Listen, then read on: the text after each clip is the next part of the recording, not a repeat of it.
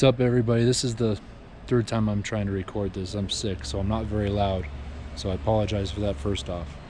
Second off, I apologize for not uploading for a while. I have footage, but I wasn't happy with it because said footage was of breaking engines. You guys really don't want more of the same, so I was avoiding that. But now we've come to this point here where I have some decisions to make, and I'm gonna give you the rundown of what happened and then let you know what the decisions are that I need to make. The rundown is I put a bone stock engine in the car for the PSEA event, and I put a bone stock engine in the car for an event. I was having problems with the boost controller and ended up popping a sleeve.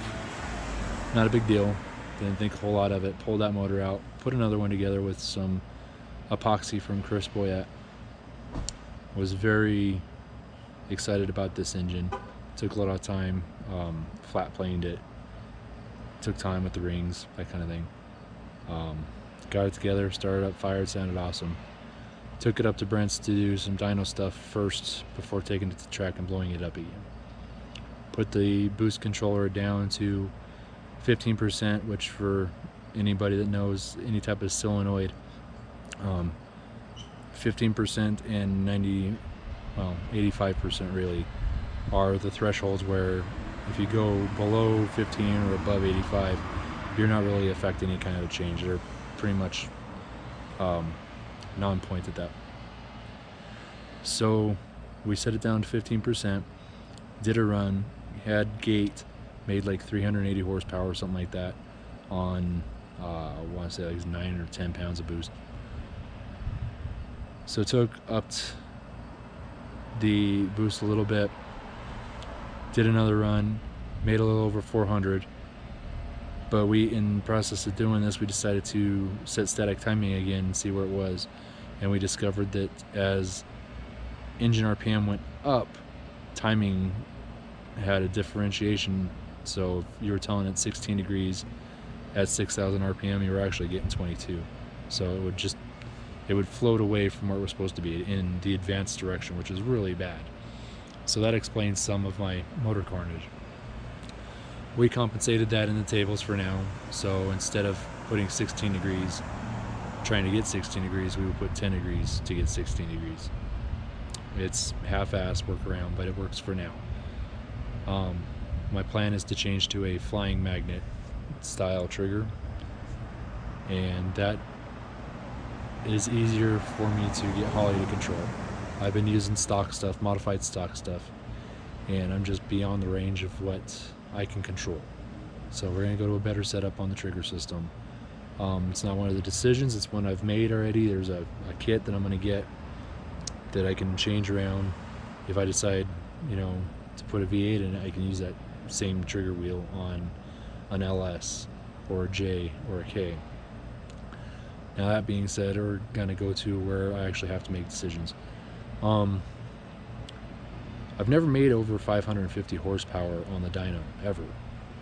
Every K series I've ever had in it, every J series, they all go up to 550 horsepower, and it peaks there and it carries out flat all across the top. Brent had surmised that we probably had a torque converter issue going, but because I don't have a drive shaft sensor, it's hard to calculate slip.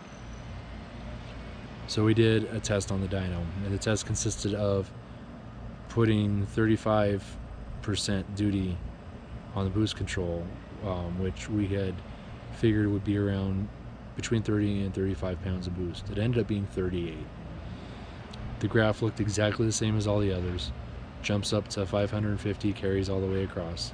We know we're putting more than that down at this point. So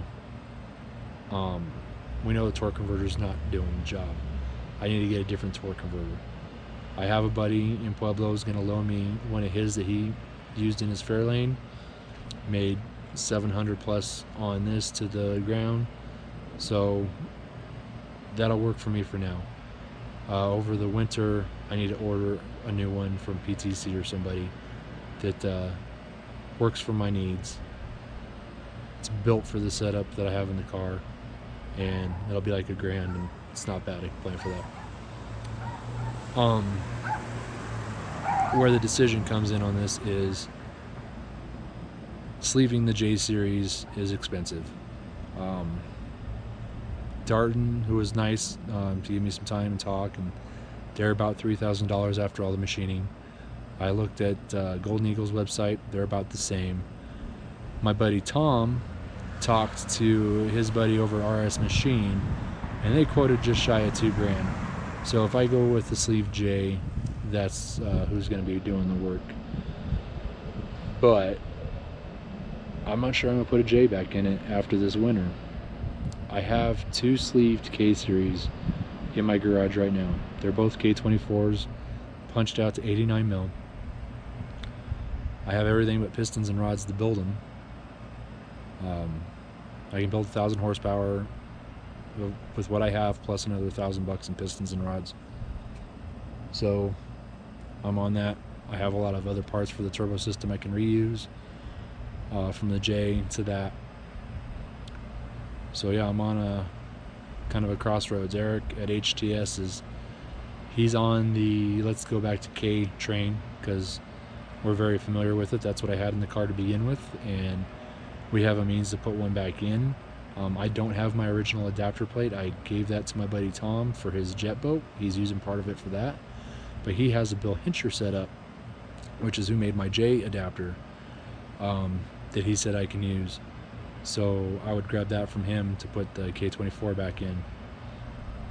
So that's where I'm sitting. That statement might upset some people, and if it does, I apologize.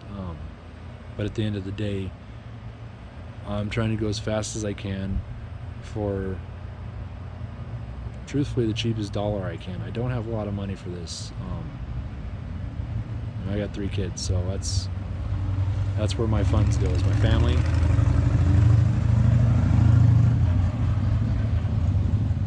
Race cars definitely like 3rd or 4th down the line. But I have stuff.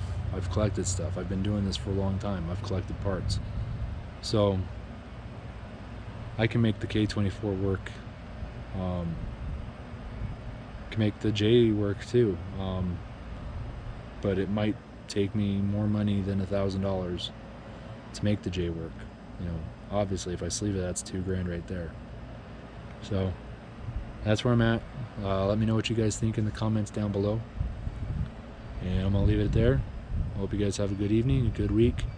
Stay safe, have fun, do what you love. We'll see ya.